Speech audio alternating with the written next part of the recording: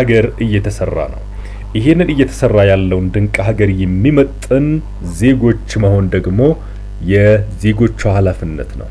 ምክንያቱም ጊዜውን ያልዋጀ ዜጎች ያሏት ሀገር ሻለመጥማጥ ማደሪያው እንደሚያደርጋት የንብ ቀፎ ናት። የንብ ቀፎ የንብ ማደሪያና የማር መስጫ ማዕከል የማር ማምረቻ ቦታ መሆን ሲገባት ሻለመጥማጥ ማደሪያው ካደረገ የጥፋት የመጥፎ ጠረን የክፋትና የችግር ምንጭ መሆኗ አይቀሬ ነው። ሀገርም እንደዛው ናት። ጊዜውን ያልዋጀ በተለይም በአስተሳሰብ፣ በአመለካከት፣ በክህሎት፣ በእውቀት ጊዜውን ያልዋጀ ትውልድ ያላት ሀገርም ልክ እንደ ቀፎዋ ሻለመጥማጥ ማደሪያው እንዳደረጋት ቀፎ የችግር ምንጭ፣ የጦርነት፣ የክፍፍል፣ የድህነትና የኋላ ቀርነት ማዕከል ሆና ትቆያለች። ሀገራችን እንደዛ እንዳትሆን ከኔም ካንተም ካንቺም ከሁላችንም ሚናዎች ይጠበቃሉ። ሌሎች የአፍሪካ ሀገራት ዜጎች የኛ በሆነች ብሎ በሚመኙት ልክ ሀገራችን እየተሰራች ነው። ይሄንን ማየት አለመቻል፣ ይሄንን መገንዘብ አለመቻል፣ ይሄንን ማድነቅ አለመቻል በእውነቱ አይነ ስውርነት ነው። ጊዜን ያለመዋጀት ማሳያው ዛሬን መገንዘብ አለመቻል ነው። ዛሬን በወጉ አለመገንዘብ፣ ማየት አለመቻል፣ እውነታውን መቀበል አለመቻል በትላንት ውስጥ ቆመን የመቅረት ምልክት ነው። ስለሆነም ዛሬ እየሆነ ያሉትን ዛሬ እየተሰሩ ያሉትን ድንቅ ስራዎች በትክክለኛው ሁኔታቸው በትክክለኛው መጠናቸው መገንዘብና ማበርታት አፕሪሼት ማድረግ ይገባናል። መደገፍ ባንችል እንቅፋት እንዳንሆን የተጋነነ ያልተገራ ሚዛኑን ያልጠበቀ የትላንት ፍቅር ዛሬን በወጉ እንዳንገነዘብ ነገን ደግሞ በትክክል እንዳንሰራው ይገድበናል፣ ይጋርደናል። በመሆኑም በሐሳብም ሆነ በአካል ከትላንት ተሻግረን ዛሬን በወጉ መገንዘብ ይገባናል። ሰው የትላንት ጀግና የትላንት ሁሉ ነገር የትላንት ኦኬ፣ እንደዛ መሆን አይገባም ማለት ነው። ይሄ በህደት የሞት አንጋሽነትን የሞት ውዳሴን ኦኬ ሰዎችን እያሉ እንዳንረዳ ስራዎችን ዛሬ ላይ ሆነን እየተሰሩ ባሉበት ወቅት ላይ ሆነን እንዳንረዳቸውም ያደርገናል ማለት ነው። ሶ ይሄ የሙት አንጋሽነት ባህል ከዛ ጋር ተያይዞ የመጣ ነገር ነው። ይሄ በሽታ ነው። ዛሬን ማየት ሳንችል ቀርተን መርዳት ሳንችል ቀርተን ካለፉ በኋላ ኦኬ ያ ነገር ካለፈ ከሄደ በኋላ ይሄኛው ፓርት ላይ እንደርሳለን። የዛኔን ያን ያለውን ነገር ደግሞ አንረዳም። እሱም ይቀጥላል። እሱም ሲያልፍ እኛ ከኋላ ኦኬ የኋላ ተከታይ መሆን የለብንም ማለት ነው። ስራዎች እየተሰሩ ባሉበት ወቅት ላይ ሁኔታዎች ተግባር ላይ እያሉ መገንዘብ መመዘንና መርዳትም ካለብን መርዳት ይገባናል። እንደዛ ካልሆነ ተከታይ ነው የምንሆነው።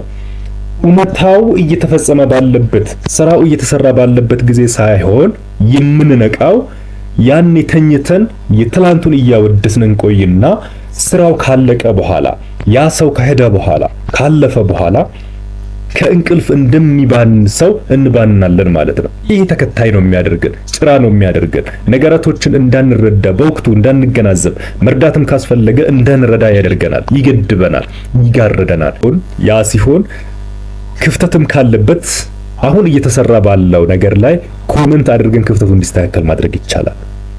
ካለፈ በኋላ ከምንወቃቀስ መጀመሪያ እውነታውን መረዳት መቻል ይገባናል። ከተረዳን ደግሞ አፕሪሼት ማድረግ ካለብን አፕሪሼት ማድረግ፣ መስተካከል ያለበትና መገራት ያለበት ነገር ካለ ደግሞ እንዲገራ እንዲስተካከል ዛሬውኑ እየተሰራ ባለበት ጊዜ ላይ ሐሳብ መስጠት ኮሜንት ማድረግ ያስፈልጋል ማለት ነው። ሶ ዛሬን በትክክል ማየት ዘርፈ ብዙ ጥቅም አለው። ለኛ እንዲሆን ማድረጉ ላይ ኦኬ ግድፈት አለ ክፍተት አለ ብለን በመናስባቸው ቦታዎች ላይ ማስተካከያዎች እንዲደረጉ በማድረግ የምንፈልገው አይነት ስራዎች እንዲሰሩ ማድረግ ይገባናል። ያ ካልሆነ ጥግ ቆመን ራሳችንን አግልለን ትላንት ውስጥ ተቸንክረን ዛሬን ሳናይ ቀርተን ባህል ሆኖብን ሳናየው ሳንገነዘበው ዝም ብለን ኦፖዝ የምናረግ ከሆነ ዝም ብለን የምናኮስሰው ከሆነ አላወቅንም አናይም አላየንም ኦኬ እና ይሄ በማያውቁት ነገር ላይ መፍረድ ነውና ሁሉም ዜጎች ወደ ዛሬ መምጣት በሐሳብም በአካልም ወደ ዛሬ ተሻግረው ዛሬ ላይ እየተሰሩ ያሉትን እውነታዎች በወጉ መገንዘብ፣ በወጉ ማየት፣ መረዳት አስፈላጊ ነው የሚል ሐሳብ አለኝ። ያ ሲሆን በእውቀት ላይ የተመሰረተ ኮሜንት ነው የምትሰጠው። ጭፍን ፍረጃ አይደለም። በስሜት የሚደረግ ፍረጃ አይሆንም ማለት ነው።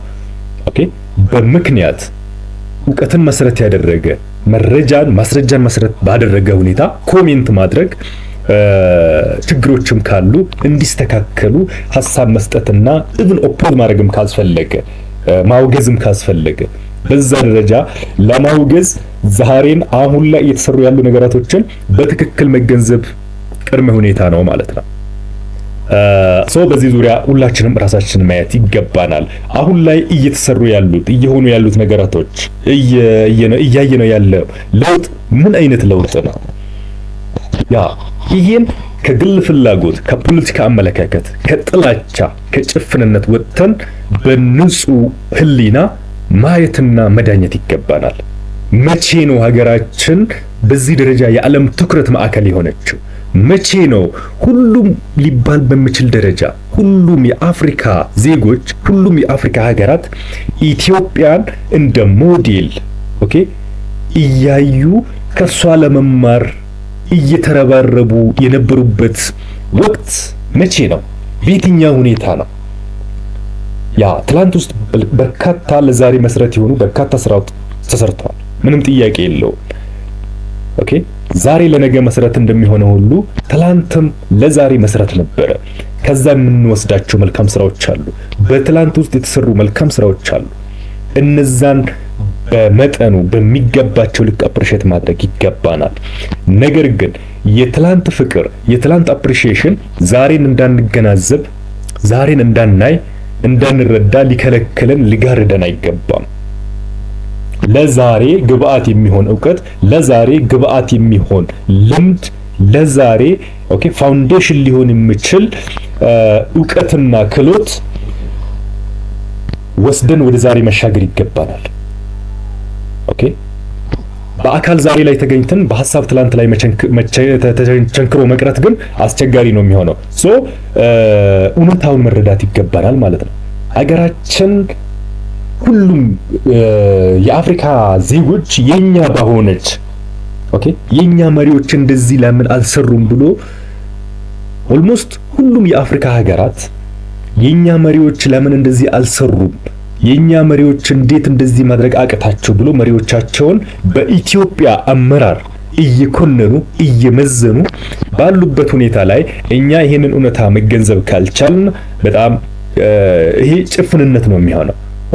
የሆነ ልክ ያልሆነ ነገር አለ ማለት ነው።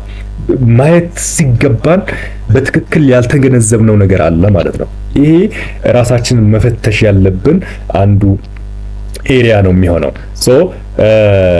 ዓለም በዚህ ደረጃ ኢትዮጵያን የትኩረት ማዕከሉ አድርጎ እያየ ባለበት ሁኔታ የአፍሪካ ዜጎች መሪዎቻቸውን እንዴት እንደ ኢትዮጵያ መስራት ያቅታቸዋል፣ እንዴት እንደ ኢትዮጵያ አልሰራችሁም ብሎ በኢትዮጵያ መሪዎች እየመዘነ ባለበት ሁኔታ እኛ እየተደረገ ያለ እድገት፣ እየተሰራ ያለው ልማት እየመሩ ያሉንን መሪዎች መገንዘብ ካልቻል፣ መረዳት ካልቻል የሆነ መስተካከል ያለበት ጉዳይ አለ ማለት ነው። መስተካከል ያለበት ጉዳይ አለ። እንደዚህ አይነት ችግር ውስጥ ያሉን ዜጎች አሁንም አልረፈደም። ነቅተን እውነታውን መገንዘብ፣ እውነታውን ማየት፣ በትክክልም መሪዎቻችንንም መረዳት ይገባናል። ካለፈ በኋላ ጀግና ብንል ዳትማች ቫልዩ አይኖረውም። ዛሬ ያለውን መሪ፣ ዛሬ ያለውን ነገር፣ ዛሬ እየተሰራውን ያለውን ልማት ዛሬ ነው ማየትም መገንዘብም የሚገባል። ልማድ ሆኖብን ብዙ ነገር ካለፈ በኋላ ነው የምንገነዘበው፣ ካለፈ በኋላ ነው የምናወድሰው፣ ካለፈ በኋላ ነው የምናየው አፕሪሼት የምናደርገው። ይሄ ነገር መቅረት ያለበት ልማድ ነው፣ መገራት ያለበት ልምምድ ነው። ዛሬ መገንዘብ ምንድነው ያቃተን? ዛሬ እንዳንረዳ ያደረገን ምንድነው? ዋነኛው ትላንት ውስጥ በሐሳብ መታሰራችን ነው። በአካል እንጂ በሐሳብ ወደ ዛሬ አለመሻገራችን ነው። ሰው ዛሬም በወጉ ለመገንዘብ በሐሳብም በአካልም ዛሬ ላይ መገኘት ይገባናል። ያ ብቻ አይደለም፣ የሬዚስታንስ ይሄ በጭፍን ነገራቶችን የማውገዝ ኦፖዝ የማድረግ አባዜ ችግሮች ካሉ እኮ በህደት ኦፖዝ ማድረግ ይቻላል፣ ምንም ችግር የለውም። ነገር ግን በንጹህ ህሊና፣ በንጹህ እይታ፣ በንጹህ ልቦና እንመልከት፣ እውነታውን እንረዳለን። በታመመና